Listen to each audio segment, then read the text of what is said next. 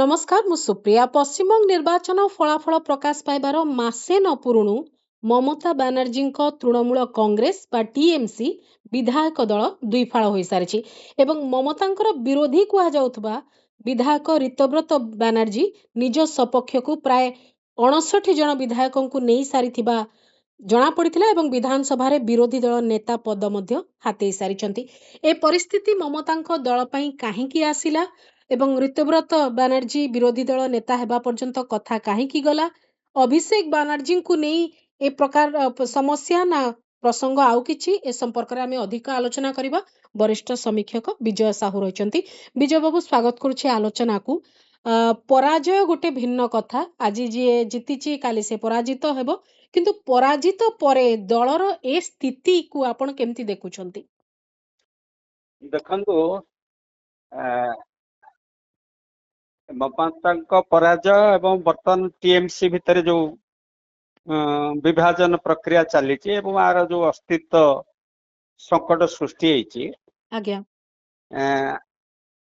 आम गोटे बृहत्तर दृष्टिभंगी विचार करने दरकार केवल टीएमसी प्रश्न नुह ये ममता बानर्जी प्रश्न नुह एटा गोटे संकेत दौची भारत वर्ष रे गणतंत्र भविष्य कौन हम जो आम निर्वाचन प्रक्रिया माध्यम जो गणतांत्रिक व्यवस्था प्रतिष्ठा करुचे तार भविष्य कौन हम देखो बेंगल सरकार को चली आसला बीजेपी तो सरकार को चली आसला एवं यथेष्ट संख्यार बीजेपी जीति तेणु सरकार गठन टीएमसी रु क्या नवा दरकार नथिला भांगिक नवा दरकार नथिला जोटा कि आम शिवसेना क्षेत्र रे कहि परिबा बुझ पारले कि अच्छा कि ओडिशा क्षेत्र रे भी आम कहि परिबा ओडिशा रे तो एमएलए को भांगिक नवा प्रचेष्टा होनी कि बेंगल टा कहीं माने आप लक्ष्य करेंगे निर्वाचन 2 मास पूर्व जातीय मीडिया एपरिक किसी इंडिपेंडेंट मीडिया भी जो माने ममता बानर्जी की खूब टेकुले स्ट्रीट फाइटर लीडर से माने केबे पराजय को स्वीकार करें सब फाइट करवा जानी बर्तमान जदि सब एनालिसिस देखिए संपूर्ण ओलटा माने बीजेपी कैंप छाड़ू कार्टून किंतु विरोधी पक्ष रे वामपंथी कांग्रेस एवं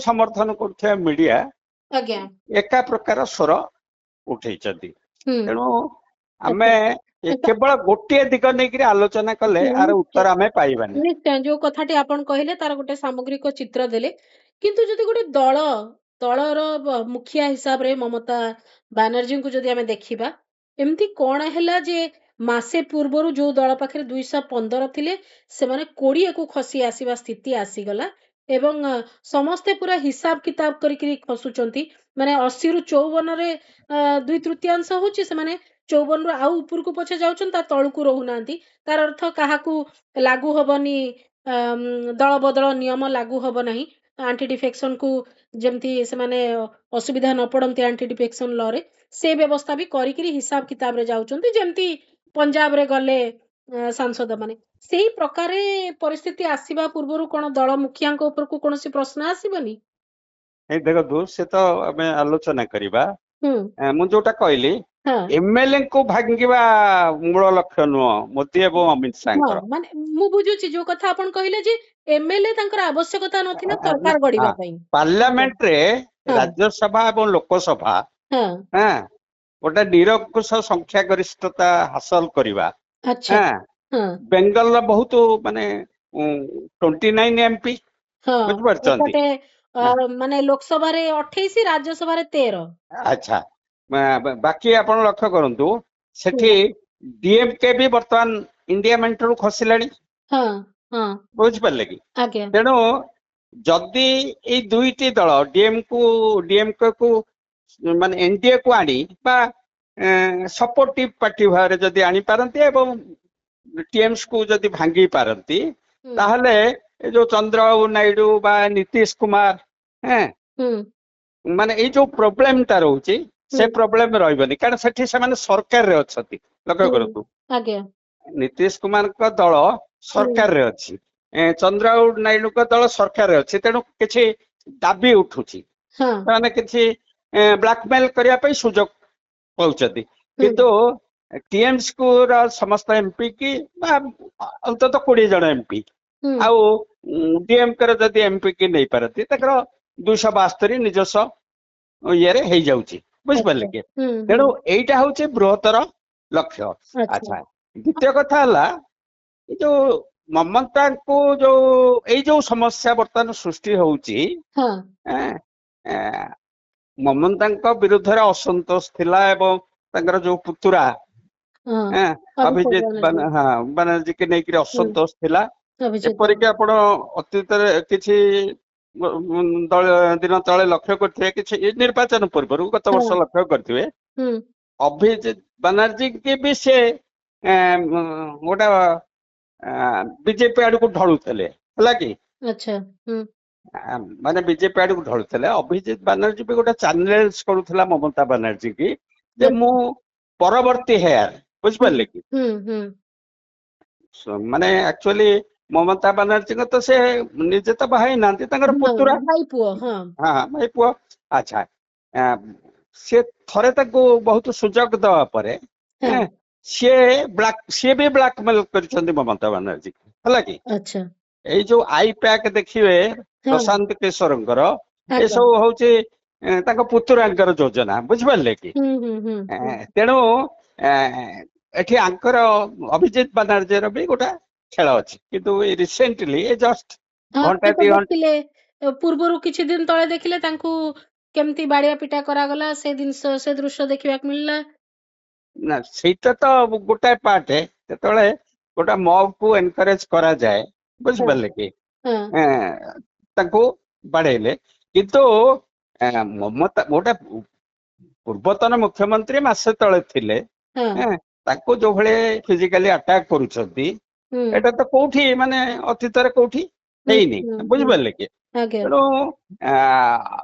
ପୁରାପୁରି ମମତାକୁ ମାନେ କଣ, ମାନେ ଆଗକୁ ଯଦି ଆପଣ ଯୋଉ ବୃହତ୍ତର ସ୍ୱାର୍ଥ କଥା କହୁଛନ୍ତି, ସେ ବୃହତ୍ତର ସ୍ୱାର୍ଥ ବିଷୟରେ ବିରୋଧୀ ଦଳ ମାନେ ସମସ୍ତେ ଜାଣିଛନ୍ତି।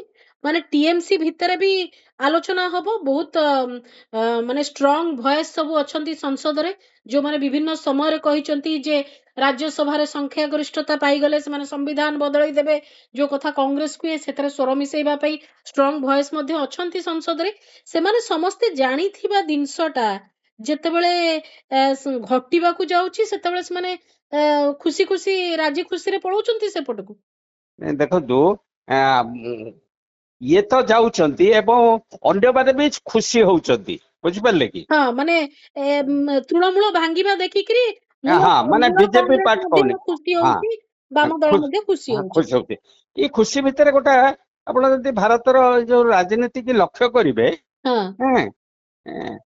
ଗୋଟେ ମହିଳା ନେତୃତ୍ୱ ନିଅନ୍ତୁ, ଏଇଟା ଗୋଟେ ପୁରୁଷ ମାନସିକତା ସହଜେ ଗ୍ରହଣ କରିପାରିନି, ବୁଝିପାରିଲେ କି?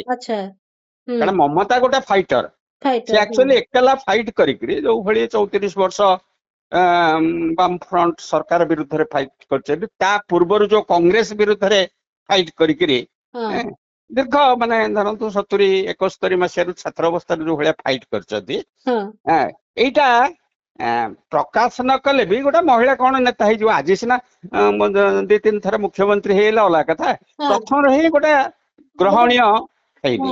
ଏବଂ ଏଇ ଦୃଶ୍ୟଟା ଆପଣ ଅନ୍ୟ କ୍ଷେତ୍ରରେ ବି ଦେଖିବେ, ଆପଣ ମାୟାବତୀ କ୍ଷେତ୍ରରେ ଦେଖିବେ, ସେଠି ବି ସମାଜବାଦୀ ପାର୍ଟିର ଗୁଣ୍ଡା ପଶିକିରି ବାଡେଇଥିଲେ, ହେଲା କି? ଜୟଲଳିତା କ୍ଷେତ୍ରରେ ବି 89ରେ ଯେତେବେଳେ ବିରୋଧୀ ଦଳର ନେତ୍ରୀ ଥିଲେ, ସେଠି ମନ୍ତ୍ରୀ ଯାଇକିରି ବାଡେଇଥିଲେ, ଡିଏମକେ ର ମନ୍ତ୍ରୀ ଯାଇକିରି ବାଡେଇଥିଲେ, ବୁଝିପାରିଲେ କି? ଆପଣ ଓଡିଶାରେ ବି ଦେଖିବେ ଇନ୍ଦିରା ଗାନ୍ଧୀ କି ଢେଲା ମାରିଥିଲେ। ଏଇ ଯୋଉ ଆ ଉପରେ ବହୁ ସ୍ୱୀକାର ନ କରିବା, ହଁ ଆଜ୍ଞା ଆ ଉପରେ ବହୁତ ଗବେଷଣା ଯୋଉମାନେ କରିଛନ୍ତି ସାଇକୋଲୋଜିକାଲି ହଁ ଏସିଆଟିକ କଣ୍ଟ୍ରିରେ ହଁ ଓମେନ୍ ଲିଡରସିପ କି ହଁ କାହିଁକି ସହଜରେ ଗ୍ରହଣ ଆଚ୍ଛା କରାଯାଇ ପାରୁନି ହୁଁ ହୁଁ ଏବଂ ହୁଁ ଭାରତ ସେ କ୍ଷେତ୍ରରେ ପ୍ରଥମ ସ୍ଥାନ ଗ୍ରହଣ କରୁଛି ଏପରିକି ଯେତିକିଟା ବାଂଲାଦେଶ ଏବଂ ପାକିସ୍ତାନରେ ଯେତିକିଟା ସେମାନଙ୍କର ମହିଳା ମାନଙ୍କୁ ରିଲେଟିଭଲି ହୁଁ ଯେତିକିଟା ଆକ୍ସେପ୍ଟେବିଲିଟି ଅଛି ଏଠି ଆଚ୍ଛା ସେଇ ଆକ୍ସେପ୍ଟେବିଲିଟି ନାହିଁ ଏପରିକି ଆଚ୍ଛା ଆପଣ ଫୁଲନ ଦେବୀଙ୍କ କ୍ଷେତ୍ରରେ ବି ଦେଖିବେ ହଁ କୁହନ୍ତୁ ହଁ ହଁ ଫୁଲନ ଦେବୀ କି ଯେତେବେଳେ ଏମପି କଲେ ମାନେ ସମାଜବାଦୀ କରିଥିଲା ହଁ ସେତେବେଳେ ଜନସଂଘ ବିଜେପି ଏବଂ ଏ ଯୋଉ ଠାକୁର ଗୋଷ୍ଠୀ ହଁ ହଁ ମାନେ ହଁ ସେଠିକାର ଯୋଉ ହଁ ତୀବ୍ର ବିରୋଧ କରିଥିଲେ କୋର୍ଟକୁ ଯାଇଥିଲେ ଯେ ତାଙ୍କ ଯୋଉ ମକଦ୍ଦମା ପ୍ରତ୍ୟାହାର କଲା ତାକୁ ପୁଣି ଲାଗୁ କରାଯାଉ ବୁଝିପାରିଲେ ହୁଁ କି ଆଜ୍ଞା ତେଣୁ ଇଏ ଗୋଟେ ମହିଳା ମାନସିକତା ବିରୋଧୀ ମାନସିକତା ମଧ୍ୟ ଦେଖିବାକୁ ମିଳୁଛି ଆଚ୍ଛା ମିଳୁଛି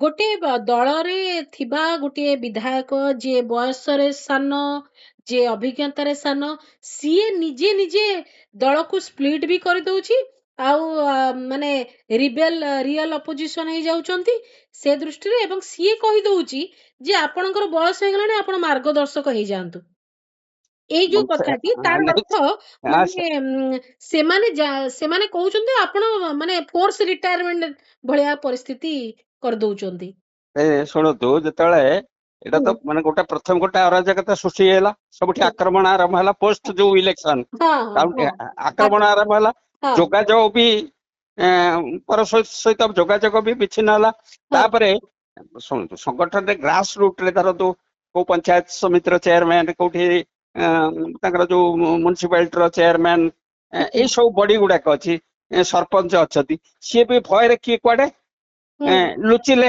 ବୁଝିପାରିଲେ କି ହୁଁ ସାଇଡ କରିଗଲେ ଆଚ୍ଛା ଏମଏଲଏ ମାନଙ୍କର ଲିଙ୍କ ଟା କୋଉଠି ଗ୍ରାସ ରୁଟ ସହିତ ହୁଁ ହୁଁ ତେଣୁ ସପୋର୍ଟ ବି ସେମାନେ ପାଇଲେନି ତେଣୁ ତାଙ୍କୁ ବି ପର୍ସନାଲି ଧମକ ଦିଆହେଲା ହେଲା କି ଆଚ୍ଛା ଏବଂ ସେଇଟାକୁ ଇଏ ଭଲ ଭାବରେ ହ୍ୟାଣ୍ଡେଲ କଲେ ହୁଁ ଋତୁବ୍ରତ ଆଜ୍ଞା ବାନାର୍ଜୀ ହଁ ବୁଝିପାରିଲେ କି ହଁ ଆଚ୍ଛା କିନ୍ତୁ ଥରେ ଗୋଟେ କଣ ଆଉଟ ପୋଷ୍ଟ ହେଇଗଲା ଗୋଟେ ନିର୍ଦ୍ଦିଷ୍ଟ ସମୟରେ ହୁଁ ବର୍ତ୍ତମାନ ଯେତେବେଳେ ପୁରା ସେ ଦେଖୁଛନ୍ତି ଅନ୍ୟମାନେ ଯେ ହଁ ଟିଏମସି କୁ ପୁରା ଭାଙ୍ଗିବା ଯୋଜନା ଚାଲିଛି ଆଚ୍ଛା ହୁଁ ସମସ୍ତଙ୍କୁ ବୁଝାଏନ୍ତି ଯେ ବିରୋଧୀ ଦଳର ନେତା ହୁଁ ଇଏ ହବା ଦରକାର ହେଲା କି ଆଚ୍ଛା ହଁ ଜଣେ ବୟସ୍କ ଲୋକ ସିଏ କାହିଁ ହେବେ ଜଣେ ୟଙ୍ଗର ଜେନେରେସନ ଜଣେ ଜେନେରେସନ ହେବେ ହଉ ହଁ ଏତିକି ବୁଝେଇଥିଲେ ହଁ କିନ୍ତୁ ଯେତେବେଳେ ଏ ପ୍ରଶ୍ନ ଆସିଲା ଯେ ପୁରାପୁରି ଏଟା ବିଜେପି ସହିତ ମିଶିବା ପାଇଁ ଚକ୍ରାନ୍ତ ହଉଛି ହଁ ପୁଣି ଦଳେ ଫେରି ଆସିଲେଣି ବୁଝିପାରିଲେ କି ଆଚ୍ଛା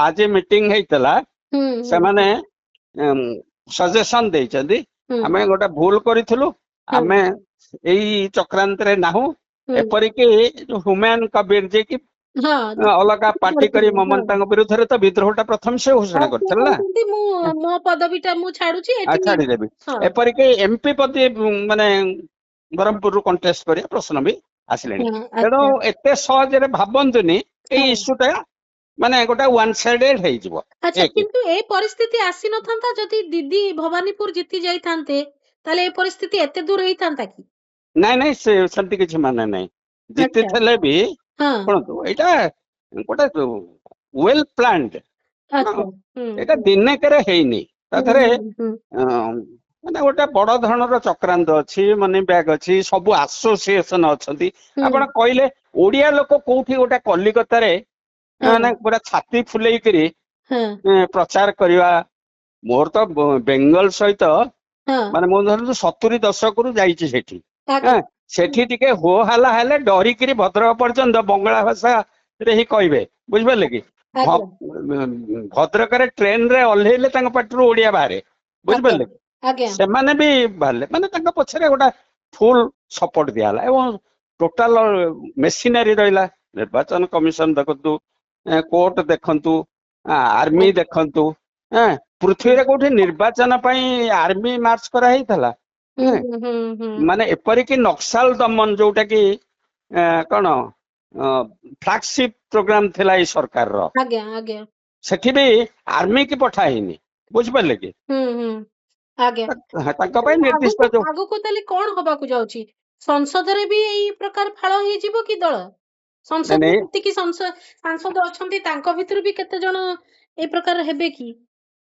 ମୋର ଧାରଣା ହଁ ମାନେ ସାମୟିକ ଭାବରେ ହଁ ଗୋଟେ ସେଟବ୍ୟାକ୍ ଆସିବ, ଆଚ୍ଛା କିନ୍ତୁ ମମତା ବୋଲି ଫାଇଟ୍ ବ୍ୟାକ୍ ଏକ।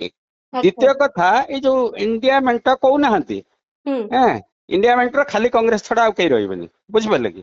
ଆଚ୍ଛା ମାନେ ହଁ ଏ ଯୋଉ ରାହୁଲ ଗାନ୍ଧୀ କି ପ୍ରୋଜେକ୍ଟ କରିବାକୁ ଯାଇକିରି ହଁ ଏମାନେ ଆଉ ସବୁ ଦିଗକୁ ପୁରା ଭୁଲି ଆଖି ବନ୍ଦ ଯାଉଛନ୍ତି କରିଦେଇଛନ୍ତି। ହଁ ହଁ ଆଜି ତ କର୍ଣ୍ଣାଟକରେ ବୋଧେ 2 ଜଣ ମନ୍ତ୍ରୀ ଇସ୍ତଫା ଦେଇଛନ୍ତି। ହୁଁ ସରକାର ଆଜ୍ଞା ଗଠନ ହବା ପରେ ପରେ 2 ଜଣ ମନ୍ତ୍ରୀ ଇସ୍ତଫା ଦେଇଛନ୍ତି। ହଁ ତେଣୁ ଏ ଯୋଉ ମାନେ ବାଇ ପାର୍ଟି ସିଷ୍ଟମ ହଁ ପୋଲାରାଇଜେସନ କରିକିରି ହଁ ବିଜେପି ରହିବ ନହେଲେ କଂଗ୍ରେସ ରହିବ ଏଇ କଂଗ୍ରେସ ଦିଟା। ରହିବ। ହଁ ତେଣୁ ଏଇ ଯୋଉ ଯୋଜନା କରୁଛନ୍ତି ସେଟା ସମସ୍ତଙ୍କ ପାଇଁ ଏଟା ବୁମେରାଙ୍ଗ ହବ, ଏବଂ ଯଦି ମେଜରିଟି ପାଇଯାଏ ହଁ ଡିଲିମିଟେସନ ପ୍ରକ୍ରିୟା ଆରମ୍ଭ ହବ, ହଁ ବେଙ୍ଗଲ ଡିଭିଜନ ଆରମ୍ଭ ହବ, ଯୋଉଟା କି ତାଙ୍କର ବହୁ ପୁରୁଣା ଦାବି, ହଁ ବୁଝିପାରିଲେ କି? ହଁ ମାନେ ଆଉ ଗୋଟେ ଷ୍ଟେଟ କରିବା, ଛୋଟ ଆଚ୍ଛା ଛୋଟ ଷ୍ଟେଟ, ମାନେ ବିଜେପିର ତ ଆଚ୍ଛା ମୂଳ ଲକ୍ଷ୍ୟ ହଉଛି ଆଉ ଗୋଟେ ଷ୍ଟେଟ ମାନେ ସମ୍ପ୍ରଦାୟ ଭିତ୍ତିରେ।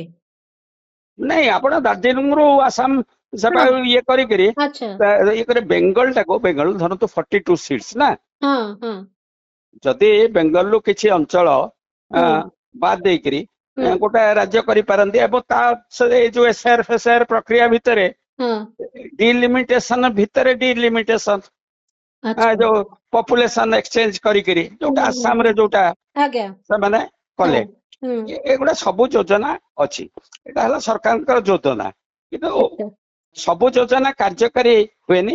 ହୁଁ ଏବଂ ବର୍ତ୍ତମାନ ଲକ୍ଷ୍ୟ କରନ୍ତୁ, ଭୋଟ ତ ହେଇଗଲା, ସେ ମାନେ ଠିକ ହଉ। ଆପଣ ଯୋଉ କହିଲେ ଗୋଟେ କଥା ଯେ ମମତା ପୁଣି ମାନେ ଯୁଦ୍ଧ ଭୂମିକୁ ପୁଣି ଆସିବେ, ପୁଣି ଫାଇଟ୍ କରିବେ ବୋଲିକିରି, ସେଇ ଯୋଉ କଥାଟା ପୁଣି ଫାଇଟ୍ କରିବାର ଉତ୍ସାହଟା, ସିଏ ଯଦି ଜିତିଥାନ୍ତେ ତାଙ୍କ କନଷ୍ଟିଚୁଏନ୍ସି, ସେଇ ଉର୍ଜାଟା ଟିକେ ଅଲଗା ପ୍ରକାର ଥାନ୍ତା କି? ଏବେ ଟିକେ ତାଙ୍କର ମନୋବଳଟା ନିଶ୍ଚୟ ଭାଙ୍ଗିଥିବ। ଗୋଟେ ଦଳଟା ଏତେ ମାନେ 98ରୁ ଯୋଉ ଦଳ ପୁରା ମାନେ ଫୁଲ ଫ୍ଲେଜରେ ଅଛି, ସେ ଦଳଟା ଧୀରେ ଧୀରେ ସେ ଦଳରୁ ଯେତେବେଳେ ଲୋକ ଯାଉଥିବେ, କାରଣ ଏ ପରିସ୍ଥିତି ବିଜେଡିର ବି ହେଇନି। ଯୋଉ ପରିସ୍ଥିତି ଟିଏମସିର ହେଲା, ତାହା ବିଜେଡିର ବି ହେଇନି। କି ସବୁଦିନ ଚର୍ଚ୍ଚା ହଉଛି ବିଜେଡି ଭାଙ୍ଗିଯିବ, କିନ୍ତୁ ବିଜେଡିର ସେ ପର୍ଯ୍ୟନ୍ତ ଦଶା ଯାଇନି ଯାହା ଆଜି ହେଇଯାଇଛି ଟିଏମସିର। ନାଇଁ ନାଇଁ ଶୁଣନ୍ତୁ, ବିଜେଡିର ସେଇଟା ଚାହିଁଥିଲେ କରିଥାନ୍ତି। ବିଜେଡିର ତ ନବୀନ ପଟ୍ଟନାୟକ ଷ୍ଟ୍ରିଟ୍ ଫାଇଟର ନୁହଁ ନା, ହଁ ତେଣୁ ମାନେ ମୋଦିଙ୍କ ପାଇଁ କିଛି ବିପଦ ନାହିଁ, ବୁଝିପାରିଲେ କି? ଆଚ୍ଛା, ନବୀନଙ୍କ ଆଡୁ କୌଣସି ବିପଦ ନାହିଁ। ବିପଦ ନାହିଁ ଆଚ୍ଛା ବର୍ତ୍ତମାନ ସ୍ଥିତି। ଏବଂ ହୁଁ ଯୋଉ ରାଜ୍ୟସଭାରେ କିଛି ଅଛନ୍ତି, ଲୋକସଭା ତ ସବୁ ଜିତିଛନ୍ତି, ହଁ କଂଗ୍ରେସରେ ଗୋଟେ ରାଜ୍ୟସଭାର ଯୋଉ ଅଛି, ଏମିତି ଗୋଟା ଗୋଟା କରିକିରି କିନ୍ତୁ ଆଉ ଚାଲିଗଲେଣି। ନେଇ ଜଣେ ଯାଇପାରିବେ। ଅଧେ କିଏ ରହିଯିବ ଯଦି ରହିଯିବ। ଆଚ୍ଛା, କିନ୍ତୁ ମମତାଙ୍କୁ ଭୟ ଅଛି, ସମସ୍ତେ ଜାଣିଛନ୍ତି। ହଁ ସେ ଫାଇଟ୍ କରିବା ଜାଣିଛନ୍ତି। ଆଚ୍ଛା ହଁ ଅନ୍ୟକୁ ଯେତେ ପ୍ରୋଜେକ୍ଟ କରନ୍ତୁ, ହଁ କିନ୍ତୁ ସେ ଫାଇଟ୍ କରିବେ। ଧରନ୍ତୁ ଗୋଟେ ସମୟରେ ଗୋଟେ କେଜରିୱାଲ ନା ଥିଲା, ହଁ ତାକୁ ମାନେ ବର୍ତ୍ତମାନ ସେ ପଛକୁ ଚାଲିଗଲେଣି, କିନ୍ତୁ ହୁଁ, ମମତା ଫାଇଟ୍ କରିବା ଏବଂ ସମସ୍ତେ ସ୍ୱୀକୃତି ଦେଇଛନ୍ତି। ହଁ ମାନେ ଯିଏ ମୋଦି କି ଚ୍ୟାଲେଞ୍ଜ କରିପାରେ, ହଁ କି ଅମିତ ଶାହକୁ ଚ୍ୟାଲେଞ୍ଜ କରିପାରେ, ସେ ହଁ ମମତା ଚ୍ୟାଲେଞ୍ଜ କରୁଥିଲେ। ଏଇ ଭୟଟା ରହିଛି, ହଁ ଏକ। ହଁ ଦ୍ୱିତୀୟ କଥା ଶୁଣନ୍ତୁ, ବେଙ୍ଗଲର ଯୋଉ ଅସ୍ମିତା ପ୍ରଶ୍ନ, ହଁ ଆପଣ ବର୍ତ୍ତମାନ ଟୋଟାଲ କଣ ଗୋଟା ମାରୁଆଡି କଲଚର ସେଠି ଡୋମିନେଟ କରିଛି। ହଁ ନର୍ଥ ଇଣ୍ଡିଆରୁ ଆସିକିରି, ବିହାରରୁ ଆସିକିରି, ବାହାରୁ ଆସିକିରି କଣ୍ଟ୍ରୋଲ କରିଛନ୍ତି। ହୁଁ, ଦୋକାନ ବଜାର ହୋଟେଲ ଏଇ ଯୋଉ ସବୁ ହବ, ହଁ ସେଟା ବେଙ୍ଗଲୀ ଟେଷ୍ଟ କୁ ହଁ ସହଜରେ ମାନେ ଗ୍ରହଣୀୟ ହବନି, ବୁଝିପାରିଲେ କି? ଆଚ୍ଛା ତାର କିଛି ଦିନ ପରେ, ହଠାତ୍ ଯୋଉ ଗରମ ଟା ଅଛି, ହୁଁ ଗ୍ରୀଷ୍ମ ପ୍ରବାହ ଯୋଉ ଚାଲିଛି, ହୁଁ ସେଟା ଟିକେ ଥଣ୍ଡା ପଡିଲେ ଆପଣ ଲକ୍ଷ୍ୟ କରିବେ ହଁ ୟାର ଇଏ ହବ। କିନ୍ତୁ ଅଲଗା ଦିଗରେ ଏମାନେ କଣ ଭାବୁଛନ୍ତି, ଧରନ୍ତୁ କଂଗ୍ରେସ କି ବାମପନ୍ଥୀ ଭାବୁଛନ୍ତି ହଁ ଗୋଟେ ଭ୍ୟାକ୍ୟୁମ ସୃଷ୍ଟି ହେଇଗଲା, ହଁ ତେଣୁ ଆମେ ସେଇ ଭ୍ୟାକ୍ୟୁମ ଟା ଆଜ୍ଞା, ପୂରଣ ମାନେ କର। ସେମାନେ ଯୋଉଥିପାଇଁ ଖୁସି ହଉଛନ୍ତି ଯେ ଟିଏମସି ଭାଙ୍ଗୁଛି ଭାବିକିରି ଖୁସି ହଉଛନ୍ତି, ହଁ, କିନ୍ତୁ ତାଙ୍କ ଜାଗା ବି ତିଆରି ହଉନାହିଁ। ନାଇଁ ନାଇଁ, ତାଙ୍କର ସେ ଶୁଣନ୍ତୁ, ସେମାନେ ମମତା ବ୍ୟକ୍ତିଗତ ଭାବରେ ଡିସକ୍ରେଡିଟେଡ ନୁହଁ। ହଁ ମମତା କରପ୍ଟ। ଆଚ୍ଛା, ଯେମିତି ଆମର ଏଠି ନବୀନକୁ କେହି କିଛି କୁହନ୍ତିନି, କିନ୍ତୁ ଭିକେଙ୍କ କଥା ସମସ୍ତେ କୁହନ୍ତି। ଆଚ୍ଛା, କିନ୍ତୁ ହୁଁ କଂଗ୍ରେସର ଯୋଉମାନେ ଥିଲେ, ହୁଁ ହଁ ସେମାନେ ତା ଭିତରେ କିଏ ଗୋଟେ ନେତା କହୁନାହାନ୍ତି, ଧରନ୍ତୁ ଅଧୀର ଚୌଧୁରୀ, ହଁ ତା ହଁ ସମ୍ପର୍କରେ ପ୍ରଚାର ହଉଛି, ସେ ହଉଛି ମାନେ ମୋଦିର ଏଜେଣ୍ଟ ସେଠି। ବୁଝିପାରିଲେ କି? ଆଚ୍ଛା, ସିପିଏମ ର ଯୋଉ ଚେଞ୍ଜ ହେଲା କାହିଁକି? ଆପଣଙ୍କ ତାଙ୍କର ଯୋଉ ଲୋକସଭାର ନେତା ଥିଲେ ତାଙ୍କୁ ଚେଞ୍ଜ କରାହେଲା ସମୟରେ। ବର୍ତ୍ତମାନ ବିମାନ ବସୁ ମାନେ ତାଙ୍କର ରାଜ୍ୟ ସମ୍ପାଦକ ଅଛନ୍ତି। ଏଇ ଋତୁବ୍ରତ ବାନାର୍ଜୀ ସେ ତ ଜେଏନୟୁ ର ବୋଧେ ପ୍ରେସିଡେଣ୍ଟ ଥିଲେ ନା କଣ, ଜେଏନୟୁ ନେତା ଥିଲେ। ହଁ, ଇଏ ଅଭିଯୋଗ ସେମାନଙ୍କ ବିରୁଦ୍ଧରେ ଆଣିଥିଲେ, ଅତି ମାନେ ଜଘନ୍ୟ ମାନେ ଅଭିଯୋଗ ଆଣିଥିଲେ। ତେଣୁ ଦିଲ୍ଲୀରେ ଯୋଉ ସିପିଏମ ନେଇକିରି ଚର୍ଚ୍ଚା, ସେଟା ଭଲ ନୁହଁ। ସେଇ ସମସ୍ୟା ସମାଧାନ କରିଥିଲେ ଇଏ ସିପିଏମ ର ଯୋଉ ଜେନେରାଲ ସେକ୍ରେଟାରୀ ସୀତାରାମ ୟେଚୁରୀ ଆସିକିରି ତାଙ୍କୁ ହଟେଇକି ତାଙ୍କୁ ରାଜ୍ୟସଭା ଏମାନେ ବିମାନ ବସୁ ବୋଧେ ରାଜ୍ୟର ମାନେ ସେକ୍ରେଟାରୀ କରିଥିଲେ, ସିପିଏମ ର ସେକ୍ରେଟାରୀ କରିଥିଲେ। ତେଣୁ ତାଙ୍କର ବି କ୍ରେଡିଟ ନାହିଁ ବେଙ୍ଗଲରେ, ଏକ। ଦ୍ୱିତୀୟ କଥା ହଉଛି ଯୋଉ ଇସ୍ୟୁ ଫାଇଟ କରିକି ଏକଦା ସିପିଏମ ଆସିଥିଲା ବା ଲେଫ୍ଟ ଫ୍ରଣ୍ଟ ଆସିଥିଲା, ସେଇ ଇସ୍ୟୁ ଆଉ ନାହିଁ। ବୁଝିପାରିଲେ କି?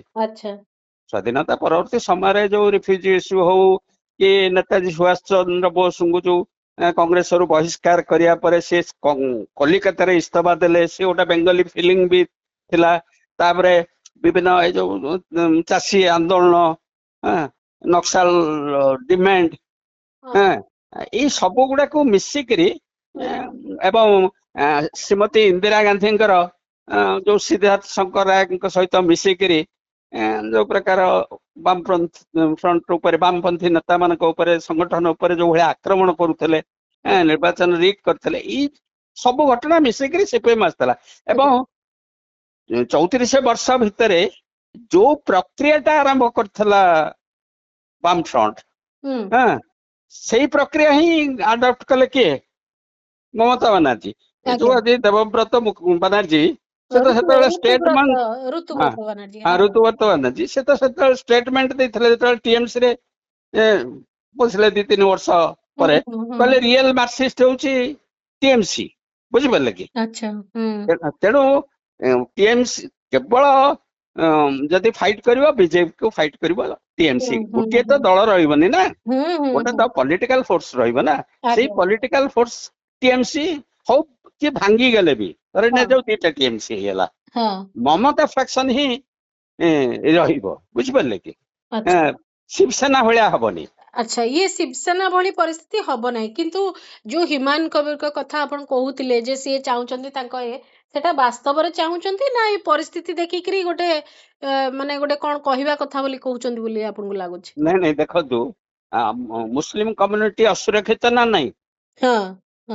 ବେଙ୍ଗଲରେ ଯୋଉ 25-30% ମୁସଲିମ କମ୍ୟୁନିଟି, ଏବଂ ବହୁ ଟ୍ରେଡ ଆଣ୍ଡ କମର୍ସ, ଇଏ ସବୁ ଦୋକାନ ବଜାର, ହୋଟେଲ ଶିଳ୍ପ, ସବୁଥିରେ ସେମାନେ କୁଆଡେ ଯିବେ? ବର୍ତ୍ତମାନ ଯୋଉ ଭଳି ତାଙ୍କ ଉପରେ ଆଟାକ ହଉଛି, ମାନେ ବାଂଲାଦେଶୀ କହିକିରି, ଜଣେ ତ ବାଂଲାଦେଶୀ କାହାକୁ ବାହାର କରିନାହାନ୍ତି, ବାହାରିଛନ୍ତି। ତେଣୁ ସାଧାରଣ ଭୋଟର ବି, ମାନେ କମନ ଭୋଟର୍ସ ବି ବୁଝିଲେଣି ଯେ ଏଇଟା ଗୋଟେ ଭୁଲ ହେଇଯାଇଛି।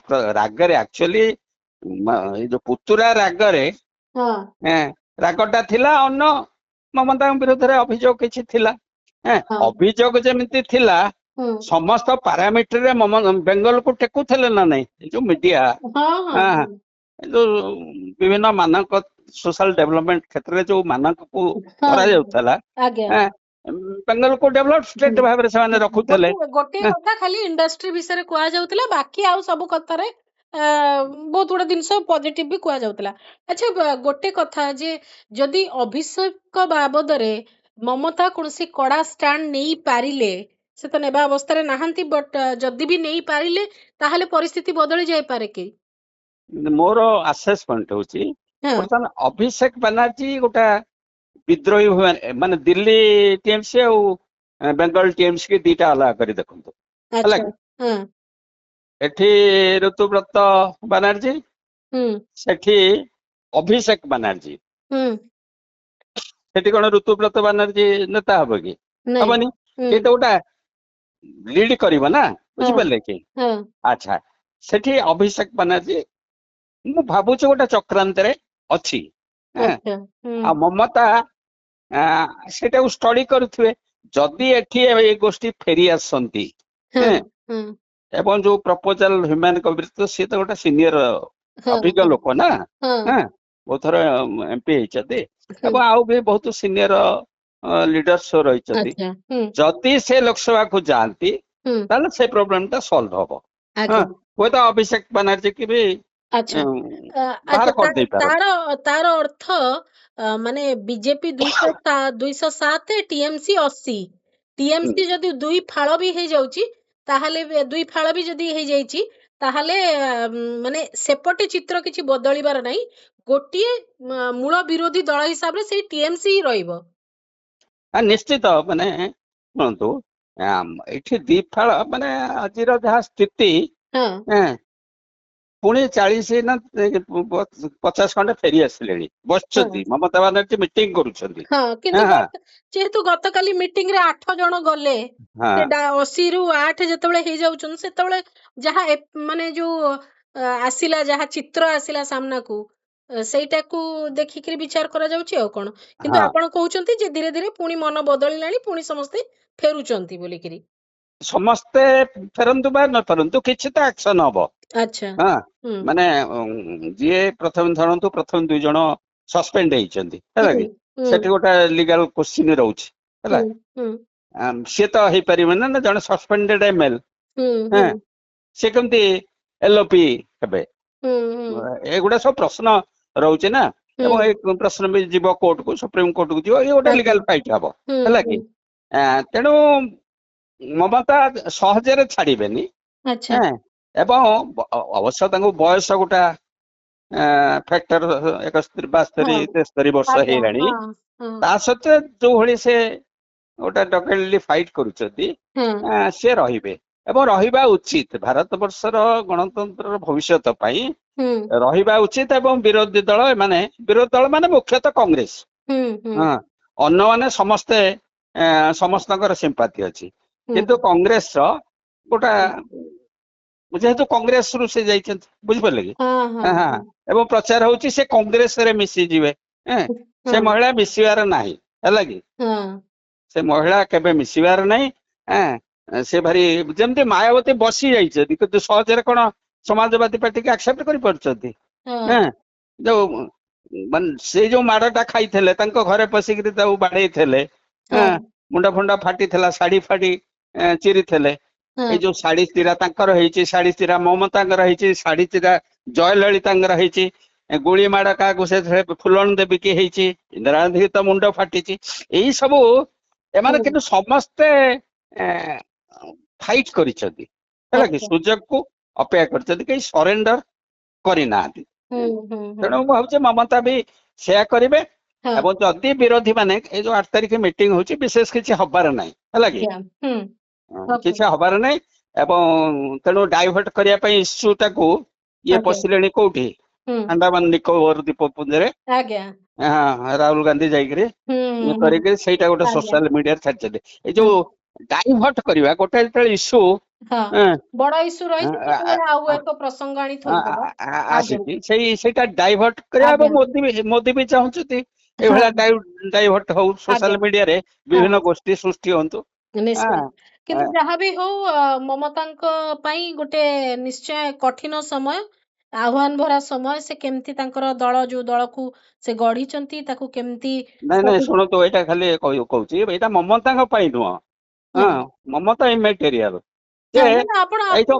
महिला माने राजनीति के आसिले पुरुष माने सहजरे ग्रहण करिवे कि नाही एटा तो महिला तो गोटे ममता तो गोटे सिंबल लेइचंती वर्तमान वुमेन लीडरशिप रो तो जेतेबेले भी कथा आसे ए प्रकार परिस्थिति देखिया को मिले से जिनसटी जहाँ आपण कहिले किंतु देखा जाऊ कौन करा जाउची एवं तांको दलर लोक माने तांको बल होउचंती कि तांको दुर्बल करूचंती सेटा भी आगामी समय देखिया को मिलिबो जो लक्ष लक्ष कर्मी थिले हजार हजार नेता अछंती सेमान तांकर कौन करूचंती तांकर नेत्रींक बाबद रे तांकर स्टैंड कौन ता आगामी समय देखिबे बहुत बहुत धन्यवाद विजय सर एतिक समय देछंती एवं पश्चिम बंग राजनीतिर जो हटचमट वर्तमान चली से संपर्क रे आपनकर मत रखिछंती स्वतंत्र आलोचना को एठी रखुची नमस्कार।